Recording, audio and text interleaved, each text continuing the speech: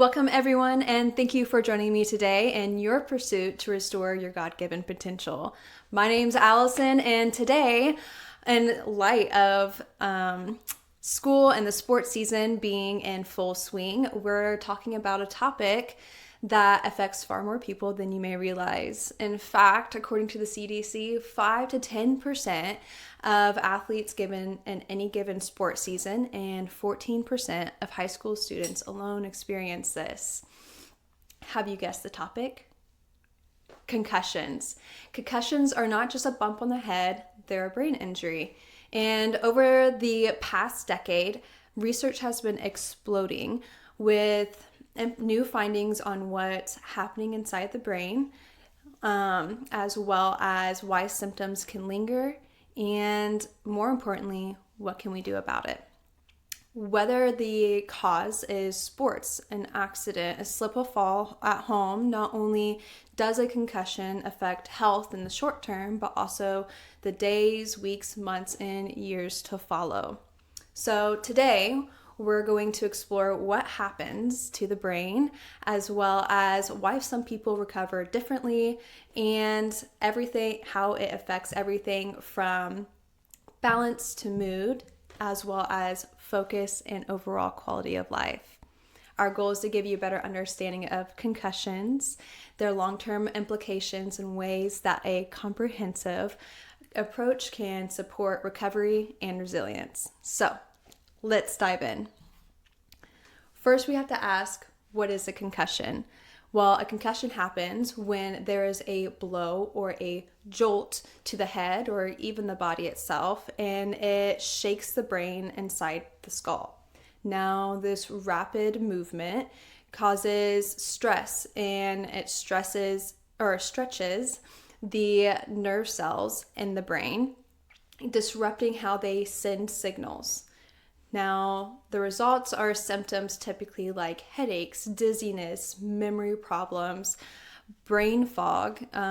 Sometimes people see mood changes and slowed reaction times. And then there's also subconcussive impacts. These are impacts that still injure the axon or the neural integrity of the brain cells, but don't present with typical symptoms.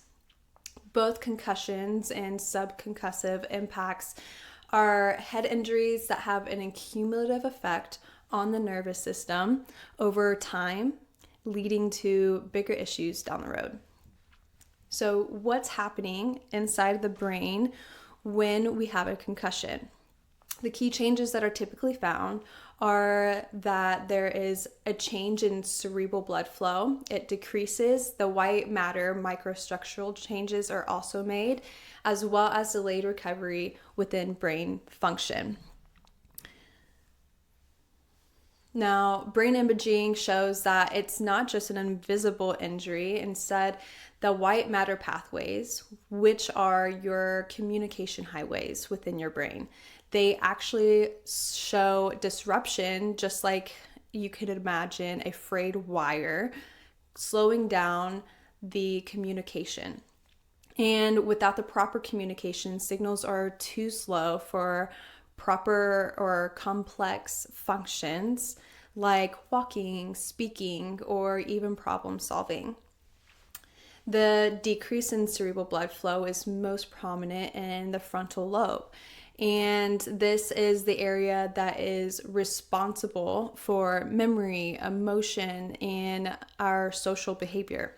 So it's so complex and so much that even after a year of injury, they show that the blood flow is still decreased in that area.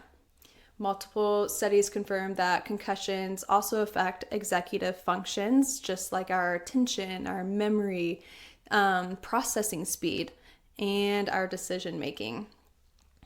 Now, this is where it gets really important, so dial in. Repeated concussions have compounding damage. Athletes with multiple concussions show more memory and attention deficits, slower recovery, and higher risk for irritability, anxiety, and even depression. In addition to these increased cognitive and mental health symptoms, a higher rate of cavum septum pellucidum is also, which is a condition, a small fluid-filled space in the brain becomes enlarged, and that in turn alters brain development, leading to a higher risk of neurological and psychiatric conditions. In some cases, repeated trauma can lead to chronic traumatic encephalopathy. And this is a progressive brain disease that is only diagnosable after death, and it is caused by the buildup of tau proteins that disrupt communication and eventually kills the cells that they are affecting. A Harvard study was done on nearly 2,000 former NFL athletes, and they found that one in three of those players felt as though that they had CTE, or chronic traumatic encephalopathy. And of those individuals, 25% of them reported having frequent thoughts of self-harm or suicide because of the neurological deficits that they were experiencing. So, it's not just shake it off and get back in the game. Every concussion matters. And recovery isn't the same for everybody. Some seem to bounce back rather quickly, while others, it may take months, or they still notice things down the years to come, and several factors play into that, including your age, sex, previous head concussions, genetics, and lifestyle all play into that. For females, they often experience more severe initial symptoms and slow delayed recovery compared to males. In addition to more persistent disruptions, they also notice greater disadvantages in the cognition and emotional aspects of their life down the road. As for adolescents, they are uniquely impacted long term because of the developing brain. These effects of a concussion interact with the aging and contribute to later life cognitive or neurological decline, underscoring the importance of prevention, monitoring, and long-term follow-up in our young athletes. But if you take anything away from today, I want you to remember this.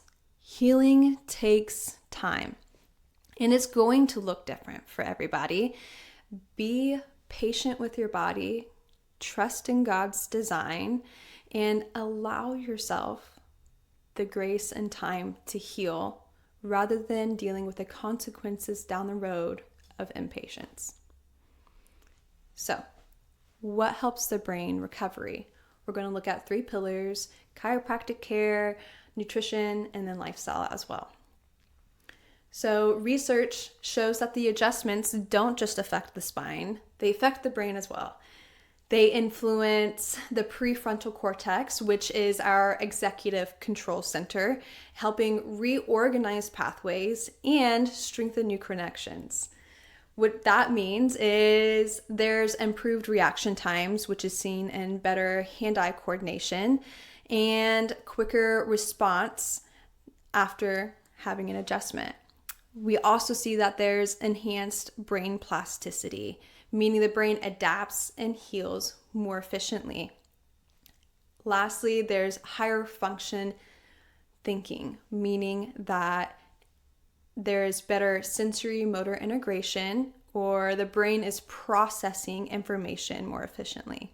So in the context of concussion recovery, that means smoother coordination, faster reflexes, and improved cognitive clarity.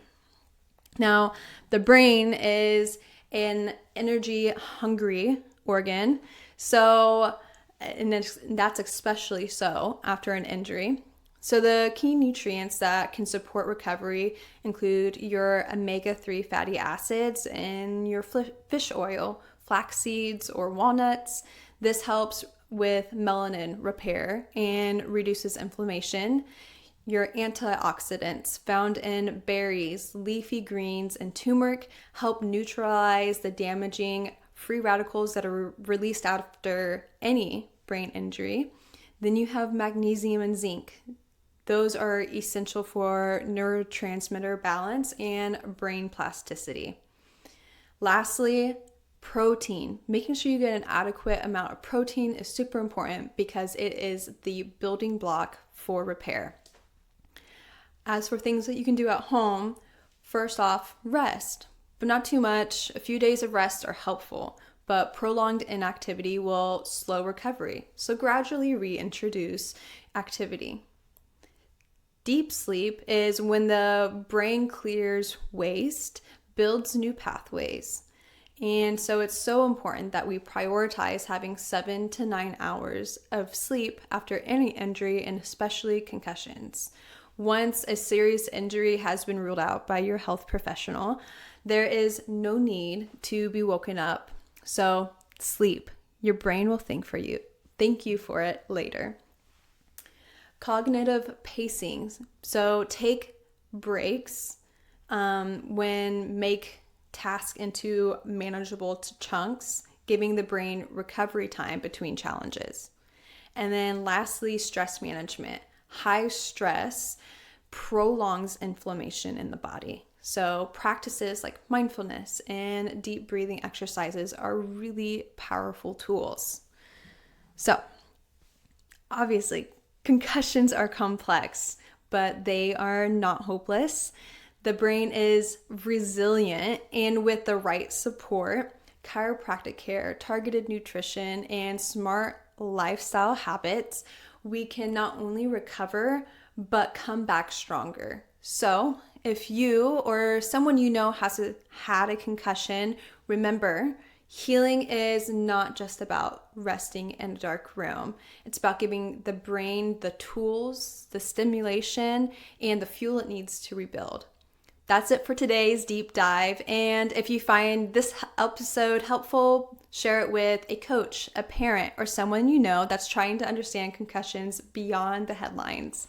And as always, take care of your brain. It's the only one you've got.